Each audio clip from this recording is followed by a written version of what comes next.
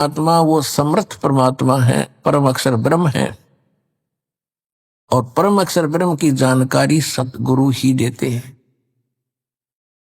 वो कितने समर्थ हैं कि 9 लाख नानक नाद में आदरणीय नानक साहेब जैसे महापुरुष अच्छी आत्माएं उनके नाद माने वचन के बच्चे हो लिए बहुत गणे दीक्षित हुए। वो भी पार करे 9 लाख नानक नाद में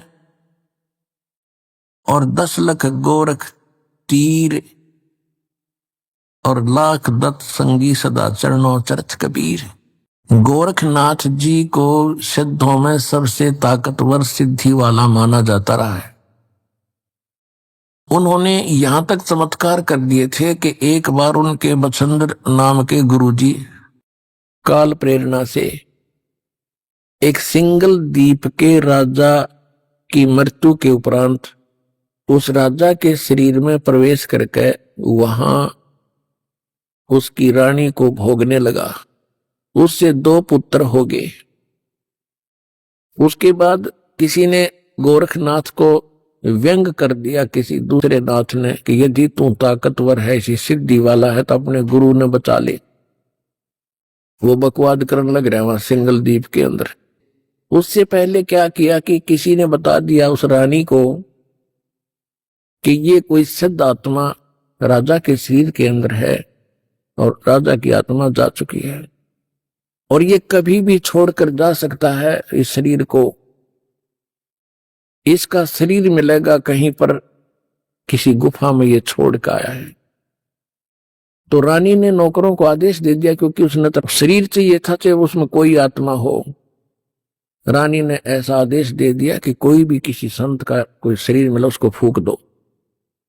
सभी ने घूम फिर कर नौकरों ने गुफा में एक शरीर पाया, उसको जला दिया, वहीं पर राख कर दिया। रानी निश्चिंत होगी। फिर गोरखनाथ पहुंच गए वहां पर, क्योंकि वहां जाने नहीं दिया गोरखनाथ जी को, तो उसको मना कर दिया था रानी ने। चारों तरफ पहरे छोड़ दिए थे सीमा के ऊपर, कोई संत नहीं आ जा, क्योंकि साधु संतों ने यह भी बता दिया था कि एक गोरखनाथ नाम का इन मच्छंद्र जी का शिष्य है, वो आकर इनको निकलवा सकता है यहां से। तो रानी ने चारों तरफ सीमा पर भी ये पहरे बैठा दिए थे कि कोई साधु संत मेरी इस नगरी में प्रवेश ना हो जा। चारों तरफ कति बाढ़ लगा दी थी, एक गेट थाने का वहां पर पहरे छोड़ दिए थे। एक बार मच्छंद्र जी से उस रानी को पुत्र हुआ। फिर पुत्र का जन्मदिन हुआ किसी दिन।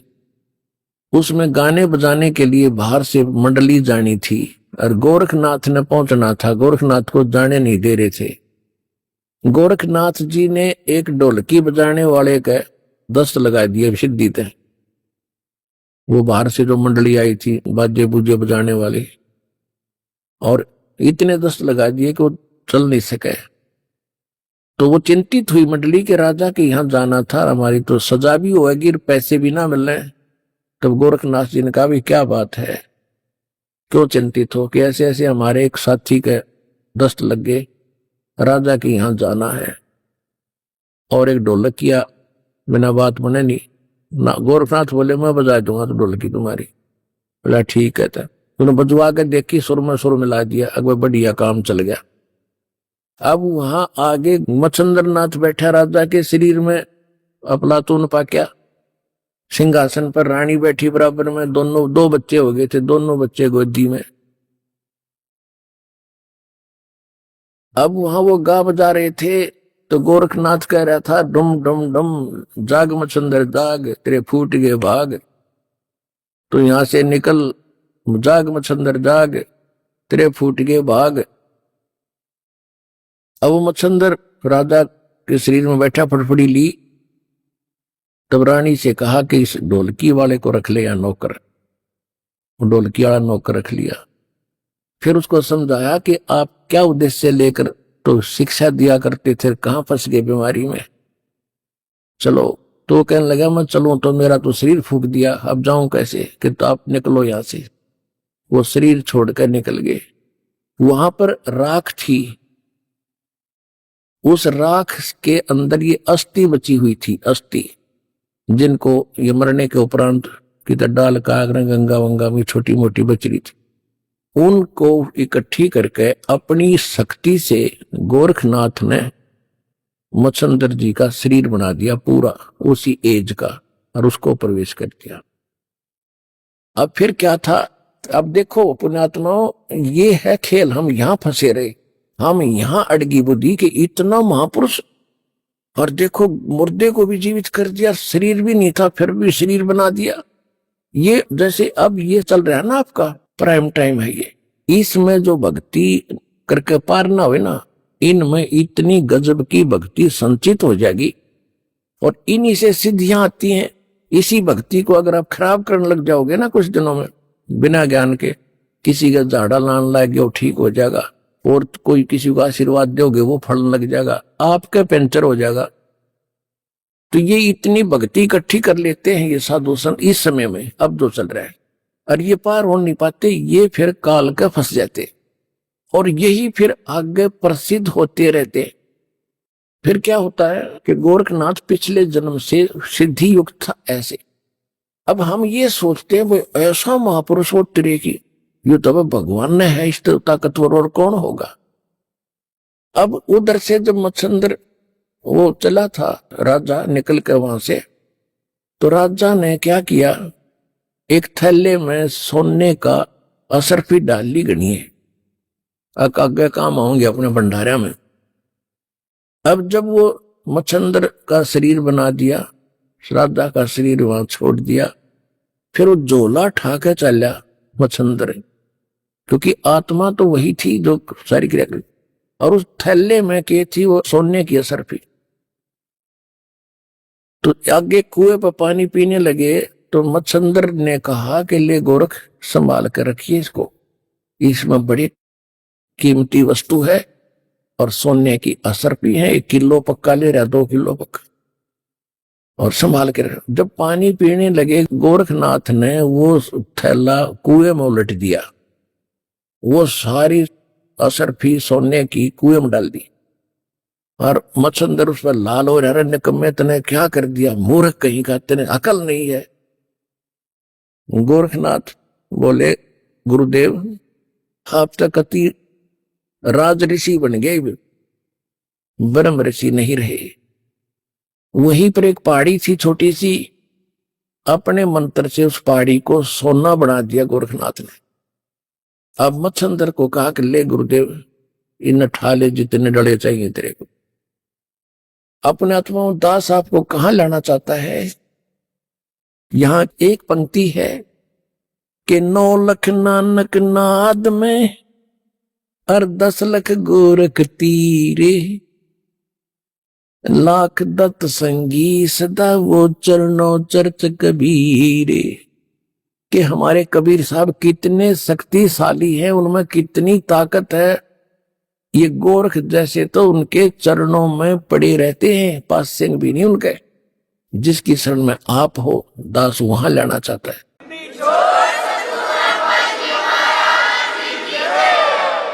अब क्या होता है, ऐसा सिद्ध पुरुष और जिसने ऐसी करामात कर दी, लेकिन वो पिछले जन्म जन्म के पुण्य संग्रहित थे इस समय के। आपको बहुत बार सुना है, गरीबदास जी की वाणी में है कि शब्द महल में सिद्ध 24 हंस बिछोड़े विश्व बीसा। हमारे इस मंत्रों में यहाँ की तो अष्ट सिद्धि प्रसिद्ध है, हमारे ये इस मंत्र से साधना से 24 सिद्धियां आ जाएंगी आप में, पर इनको प्रयोग ना करना। इन सिद्धियों की ताकत, सिद्धि बिना भी बात नहीं बने, सिद्धि से ही तो हमारी भक्ति रूपी जहाज चलेगा। यानी हम यहां से उस सिद्धियों से उड़कर चलेंगे, और हमने वो प्रयोग कर ली तो हमारी टायर की हवा निकलेगी, फिर हम कैसे उड़ेंगे, कैसे चलेंगे आगे। तो ये गलती से पार हुए नहीं, ये फिर ठहगे काल के, और पहले ब्रह्मलोक में रखा, वहां होटल में, वहां इनसे सारी पूंजी खत्म करा के फिर पृथ्वी पटक दिया। इनके पास फिर सिद्धि सिद्धि रह जाती है, भक्ति धन वहां खत्म करवा दिया। अब सिद्धियां पे ये माचे फिरे थे, फूले फिरे थे। तो इस प्रकार इस ज्ञान को समझ के फिर आप आगे बढ़ोगे, इन नकलियों के से भ्रमित नहीं हो पाओगे। तो फिर क्या हुआ, गोरखनाथ शरीर छोड़कर चला गया। ये क्या करते हैं कि ये मुक्त होते नहीं, ये पितरलोक में चले जाते हैं। और पितरलोक में वहां यहां से मरे हुए जो सिद्ध थे वो सारे वहां इकट्ठे हो जाते एक जगह, और ये भी वहीं चले जाते हैं। जैसे पितर दादे परदादे मर गए, वो पितर बन गए, और फिर कोई मरता है वो पितर बनकर उन्हीं के पास जाता है, क्योंकि वो उन्हीं की पूजा कर रहा होता है, उन्हीं में आस्था होती है। इसी प्रकार ये साधु संत वहां चले जाते हैं।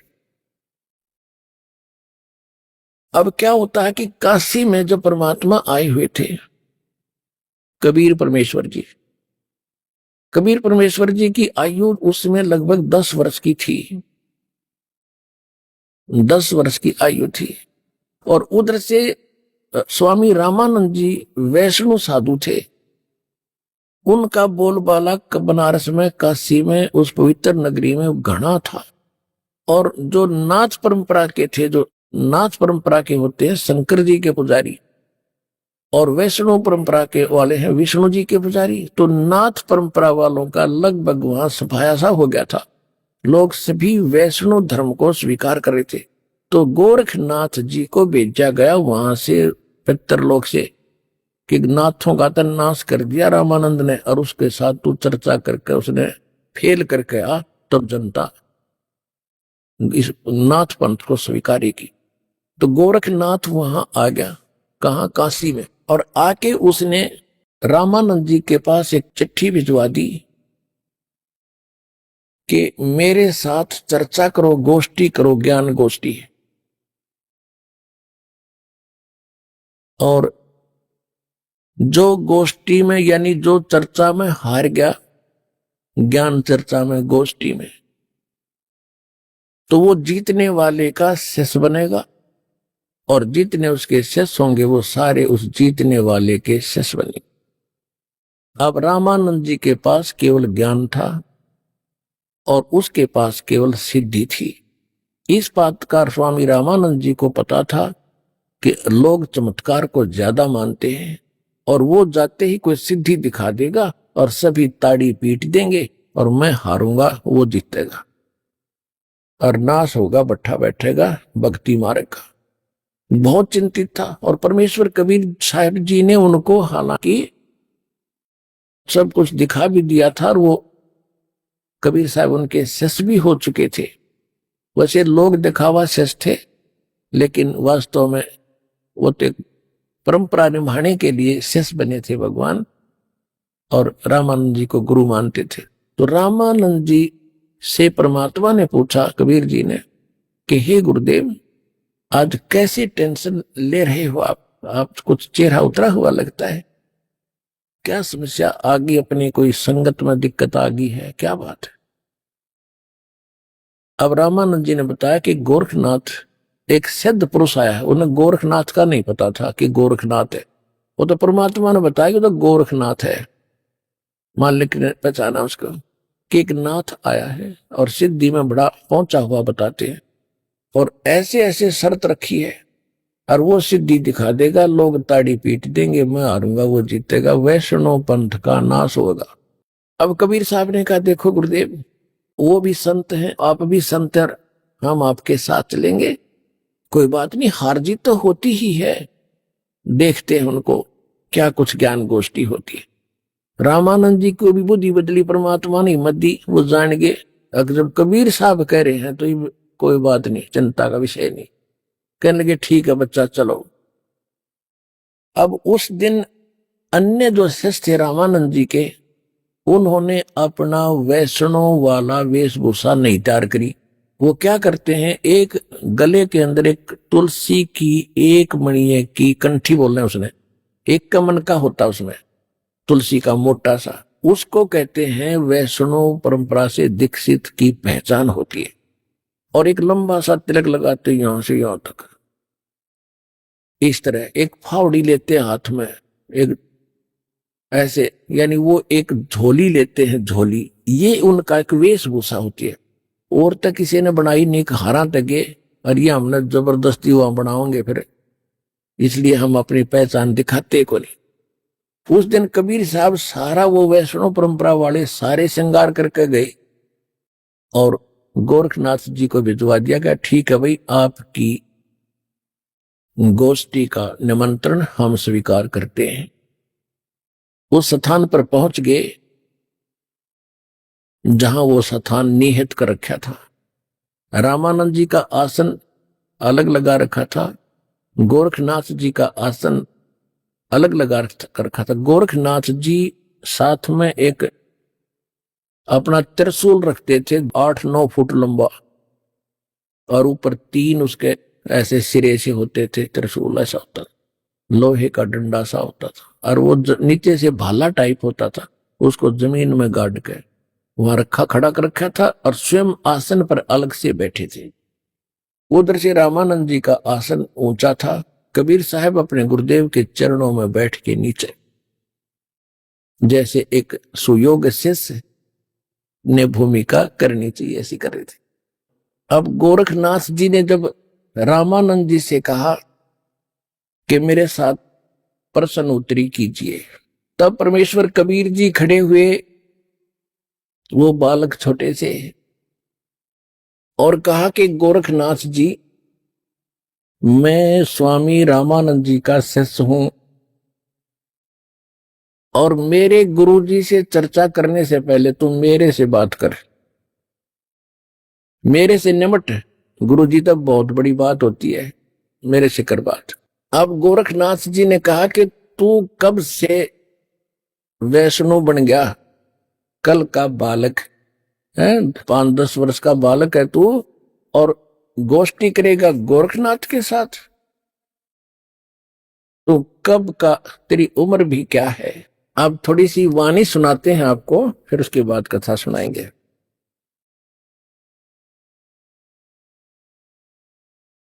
योगी गोरखनाथ प्रतापी, तासो तेज पृथ्वी कापी, काशी नगर में सो पग पर ही, रामानंद से चर्चा कर ही।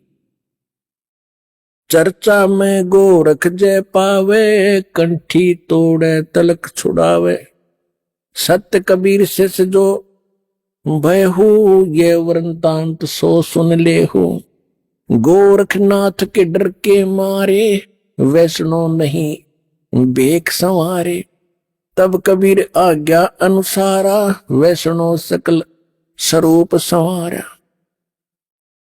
अब गोरखनाथ जी के पास रामानंद को खबर पठाई, चर्चा करो मेरे संग आई।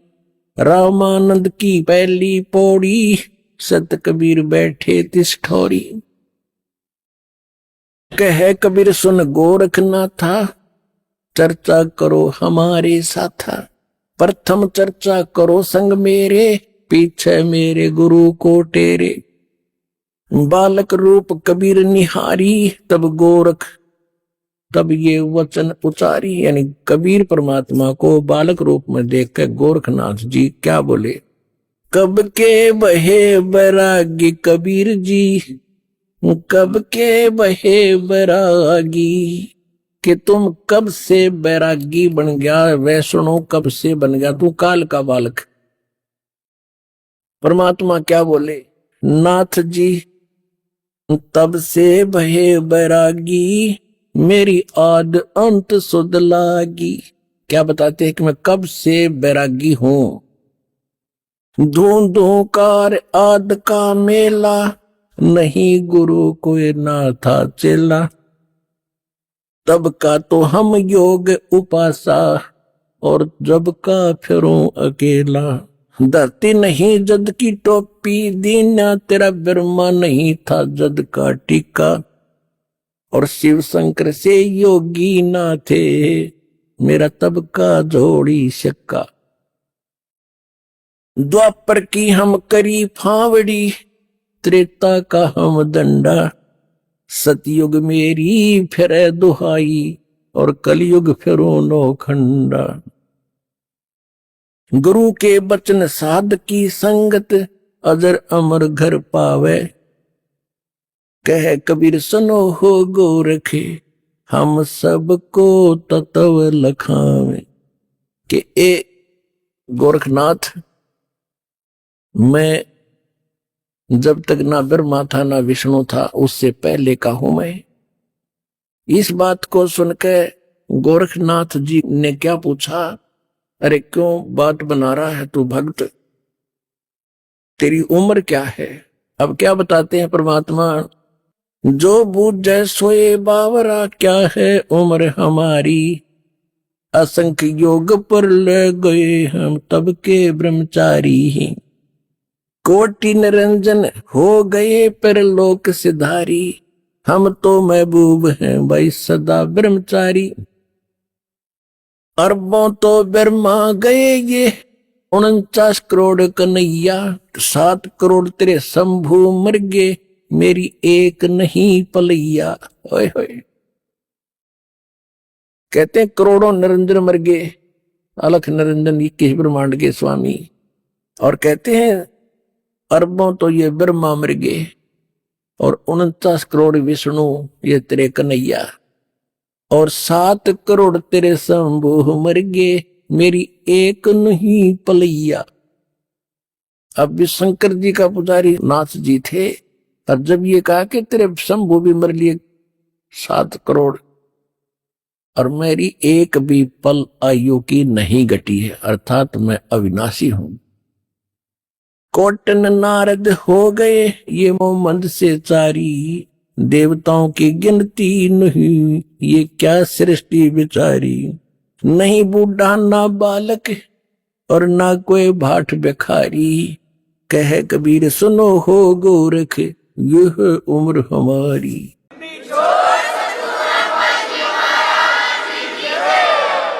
अब गोरखनाथ जी ने सोचा भाई ये तो घनी घनी बात बना हुआ है ये बच्चा, और सुनने वाले खुश हो रहे थे। एक छोटे से बालक ने कितना गजब का उत्तर दे दिया। अब ताड़ी पीटने वाले थे इतने में गोरखनाथ ने क्या किया, जो उसने त्रिशूल गाड़ रखा था, त्रिशूल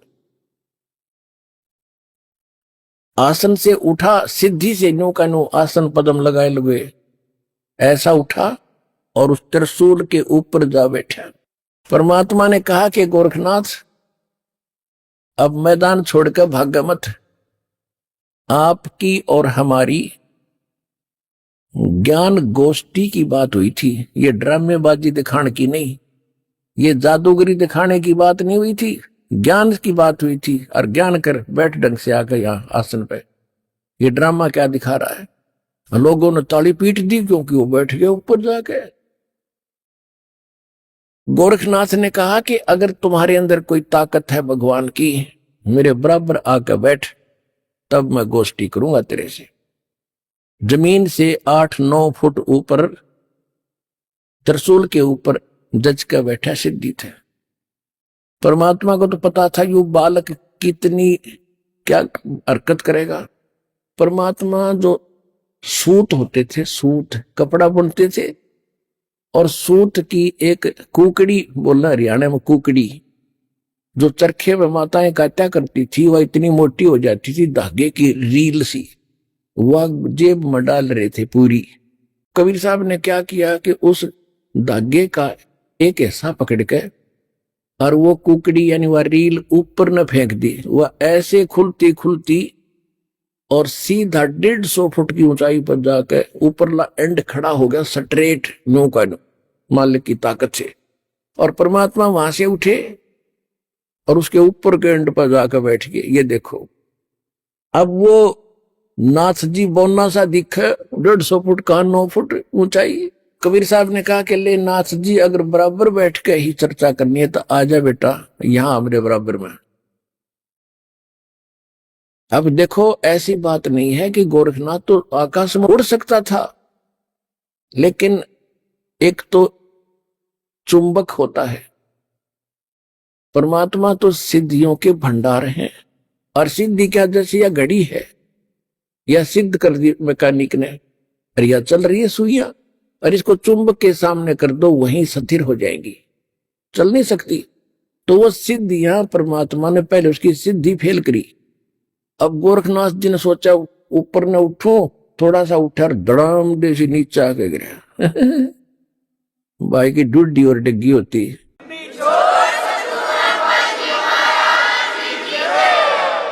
गोरखनाथ को पहली बार अपनी कोई हार महसूस हो रही थी पिछले, जब तक वो सोजी में था। और कहते पहलवान होता है ना, तो कांटे के जो रेसलर होते हैं वो तो थोड़ी सी बात पर समझाते कहाँ मेरी हार होगी, और जो कंचने से होते हैं ना वो दे चढ़वा के मान्या करें। अब गोरखनाथ समझ गया कि ज्यादा बहस करने की कोई आवश्यकता नहीं, ये कोई आम व्यक्ति नहीं है। तब उसने कहा कि हे कबीर जी, आप नीचे आ जाओ, अब मैं आपसे आपका ज्ञान सुनूंगा। तब परमात्मा ने उसको सारी सृष्टि रचना सुनाई। तो परमात्मा ने कहा कि आपकी एक शर्त भी थी कि जो हारेगा वो चेला बनेगा। आप हार गए, अब बनो चेला मेरा। गुरु जी का तो बाद में बनिए, पहले मेरा बने। तो वो कहने लगा जी ऐसा है, मैं कुछ ज्ञान और सुनूंगा, मैं प्रश्न उत्तर करूंगा। परमात्मा बोले कि कर ले, क्या प्रश्न उत्तर करेगा? तो उसने कहा कि आप ही बताओ मुझे कि आप कहां से आए, आप कौन हो? ले मैं बताता हूं कौन हो। परमात्मा बोले सुन ले। अवगत से चल आया, मेरा कोई भेद मर्म ना पाया। अवधू अवगत से चल आया, अवधूत हे गोरखनाथ, मैं अवगत से चला आया, जिसके बारे में कोई नहीं जानता। तेरा ब्रह्मा जानता, ना तेरा शंकर जानता, ना विष्णु जानते।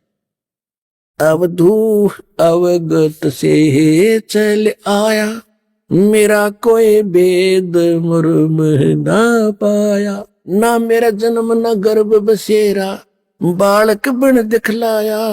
काशी नगर जल कमल पडेरा, तहां जुलाहे न पाया।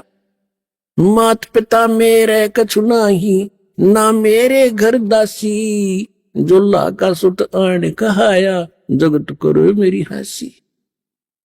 मात पिता मेरे कछु नाही, ना मेरे घर दासी। ये जुल्ला का सुत आन कहाया, जगत करे मेरी हंसी। ये 5 तत्वों का धड़ना मेरा, जानू ज्ञान अपारा। सत स्वरूपी नाम साहेब का, ओहे नाम हमारा।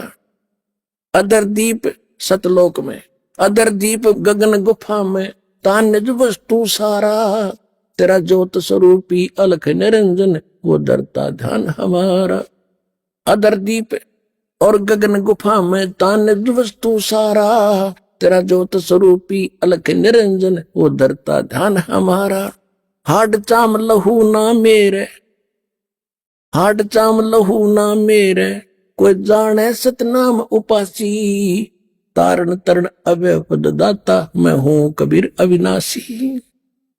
हाड चाम लहू ना मेरे, कोई जाने सतनाम उपासी। तारण तरण अभय पद दाता, मैं हूं कबीर अविनाशी।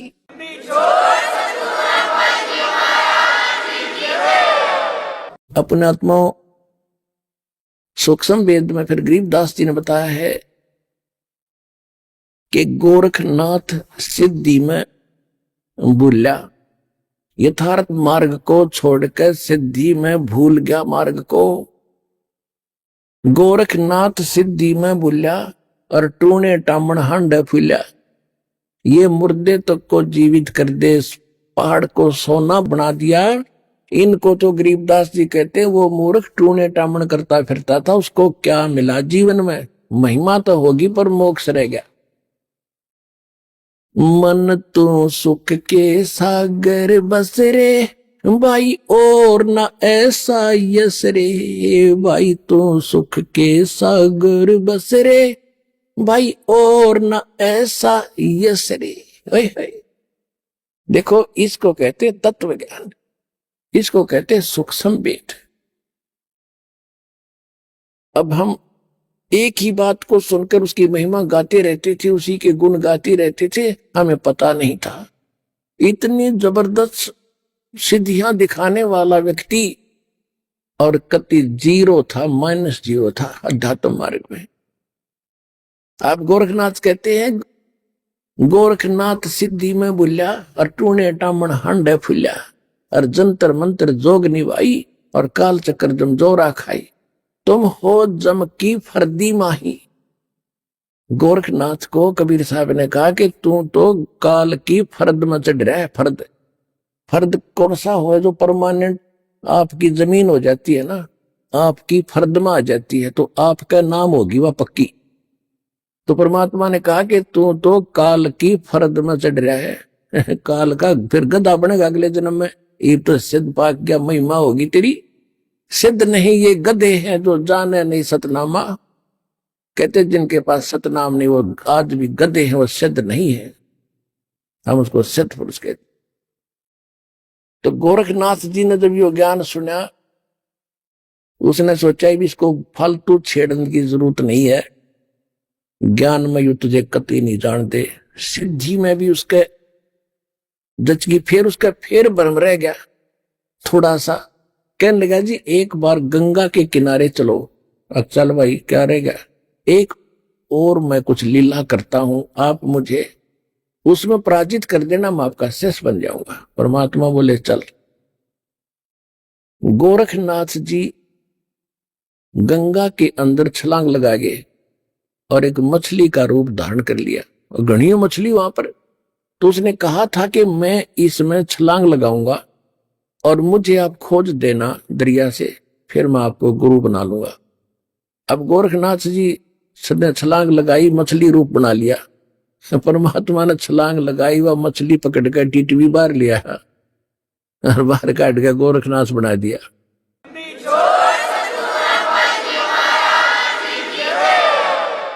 फिर गोरखनाथ चरणों में गिर गया। अपने आत्माओं देखो क्या बुरी करता काल हमारे साथ। अब भक्ति तो ये दास कराएगा आपको भगवान की दी हुई। जो सौभाग्यशाली और अच्छी तरह ज्ञान को समझेंगे वो तो सतलोक चले जाएंगे। ये दिक्कत आओगी लास्ट के दिनों में, यानी हजारों वर्ष ये ज्ञान चलेगा, हजारों वर्ष ये साइंस की जो विद्या चलेगी, जो ये टीवी है और ये चिप है, मोबाइल है, इनके माध्यम से ये ज्ञान दिया जाएगा। दास तो चला जाएगा सतलोक, ये 5 तत्वों का शरीर छोड़ के, लेकिन ये इलेक्ट्रॉनिक शरीर रहेगा भी दास का, ये नूरी शरीर रहेगा। टीवी पर चला करेगा, नाम दिया करेंगे, नाम चलेगा ऐसे। तो फिर सारा नाम भी टीवी सीडी से दिया जाएगा, दास के जाने के बाद व्यवस्था की जाएगी। लेकिन फिर लास्ट में ये विज्ञान भी खत्म हो जाएगी, ये ज्ञान ज्ञान रह जाएगा। तो ये ज्ञान कुछ दिनों तक चला करता है, तो ये ज्ञान फिर बहुत दिनों तक सुख का सांस लेगा परमात्मा के बच्चे। और जो सत भक्ति करेंगे मर्यादा में रहकर पार होते चले जाएंगे, लेकिन सुख बहुत ज्यादा सुखी होंगे, या माया की हवस खत्म होगी। और इतनी भक्ति कर लेंगे इनको परमात्मा आपको सारी सुविधा उपलब्ध कराया करेगा। जैसे दास बार बार आपको कथा सुनाता है कि जिस समय परमात्मा के नाम से झूठी चिट्ठी लिख दी थी कबीर जी के नाम से, और 18 लाख प्राणी साधु संत आगे थे। वो साधु संत कौन थे? घर छोड़कर जंगलों में अपने गुरुओं के पास भक्ति के लिए, भगवान के लिए भटक रहे थे। वो उनकी विशेष प्यारी आत्मा थी। अब वहां उन 18 लाख को 3 दिन तक झोंपड़ी में बैठे गरीब जुलाई ने, वो तो भगवान थे, लीला कर रहे थे, 3 दिन तक उनको वो भोजन खिलाया जो कभी सुना भी नहीं था उन महापुरुषों ने, भक्तों ने, साधुओं ने। और सोना की मोहर दी और दोहर दी, और छक्के हलवा पूड़ी कचौड़ी जलेबी छक छक खाओ, छह बखाओ, दिन में भूखे मरे थे, निरे बुगड़े खानिए थे होते। तो उनके लिए जब ये लीला कर दी, पृथ्वी का को माल भी नहीं था, सतलोक से ला दिया जाता ने। तो आने वाले समय में जैसे जनसंख्या बढ़ रही है, 100 वर्ष के बाद क्या खाएंगे ये, अगर ये माहौल नहीं बदलाते? फिर भगवान व्यवस्था करेगा। आपके घर में 2 दाने होंगे, तड़के भरा पाओगा मटका, पीपा भरा पाओगा आटेगा, इस तरह कर देगा दाता आपके लिए। लेकिन भक्ति करवाने के लिए